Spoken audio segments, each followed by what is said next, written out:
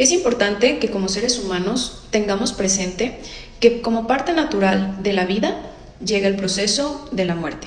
Eso es algo inherente a todos los seres vivos. Todo lo que nace tiene que morir.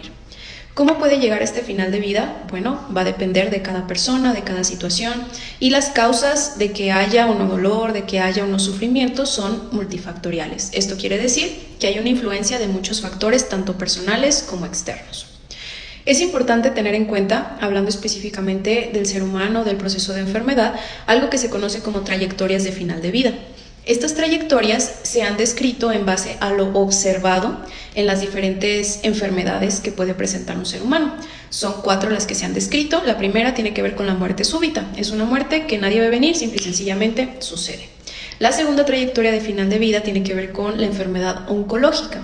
De manera general se ha observado que los pacientes con cáncer tienen una evolución muy estática. Bien, pueden presentarse complicaciones, ya sea por la misma enfermedad, por la progresión de la enfermedad, por los tratamientos utilizados para la enfermedad, pero de manera característica, cuando entramos en el final de la vida, se presenta un deterioro clínico súbito. Son pacientes que nos dicen, doctor, doctora, la semana pasada estábamos platicando con él, se levantó de la cama, comió con nosotros, pero de repente ya no se levantó, ya no quiere comer, está dormido la mayor parte del tiempo y después de este deterioro súbito entran en una situación de últimos días y finalmente viene el fallecimiento. La tercera trayectoria de final de vida tiene que ver con el daño o la enfermedad órgano específica. ¿Qué es esto? Todas las insuficiencias, insuficiencia hepática, insuficiencia renal, insuficiencia cardíaca, las enfermedades pulmonares, etc.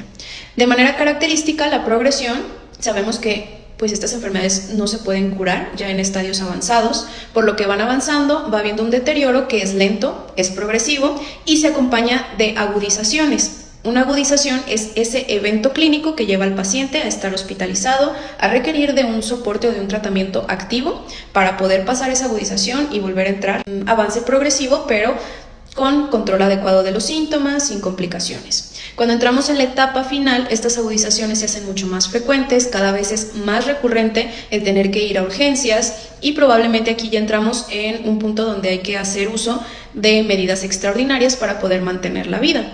Esto es importante, ¿por qué? Porque es donde tenemos que plantearnos qué es lo que quiere la persona, número 1, y número 2, sí, vamos a ofrecer medidas terapéuticas para prolongar la vida, pero ¿cuál va a ser la calidad de esta vida? ¿Y hacia dónde vamos a ir como resultado de aplicar estas medidas terapéuticas? Porque cuando llegamos a esta etapa del final de la vida, no importa cuántas medidas apliquemos nosotros, cuánto podamos prolongar a través de ventilación mecánica, de medicamentos que nos sirven para mantener la presión arterial, pues se sabe que el desenlace va a ser el del fallecimiento de esta persona.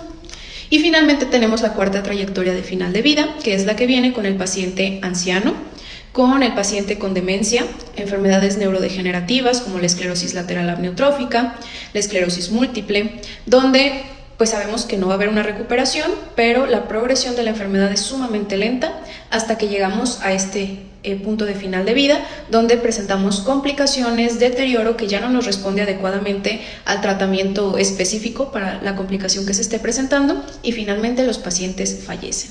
¿Por qué es tan importante conocer esto? Porque si planificáramos oportunamente cómo deseamos vivir esos últimos momentos, esa etapa final, quizá el desenlace de muchas enfermedades sería completamente diferente. Quizá planteamientos como la eutanasia o el suicidio asistido no serían tan necesarios, obviamente en casos muy específicos.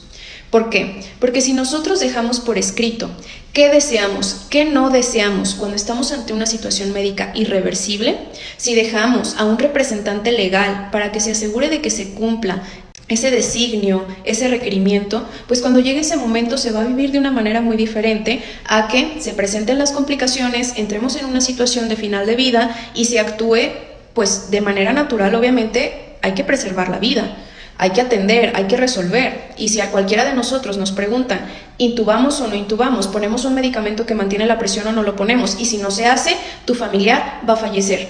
Pues claro que la respuesta es hágalo. Pero si nos enfocáramos en informar adecuadamente a nuestros pacientes, en hacer una adecuada planificación de toma de decisiones, cuando lleguen estos momentos estaríamos mejor preparados para afrontarlos y para tomar decisiones.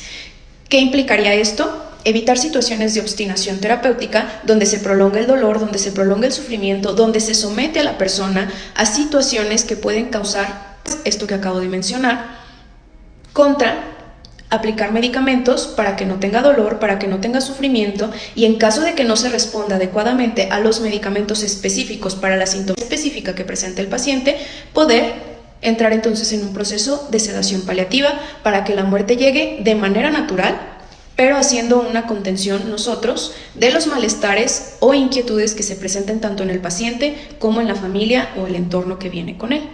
Es por esto que quiero recalcar que al final de la vida la situación de agonía puede o no puede ser dolorosa, puede o no puede condicionar sufrimiento, pero la manera en la que esto se vive va a depender de qué tan bien preparada esté esa persona o esa familia para afrontar ese momento que es inherente a todo ser humano.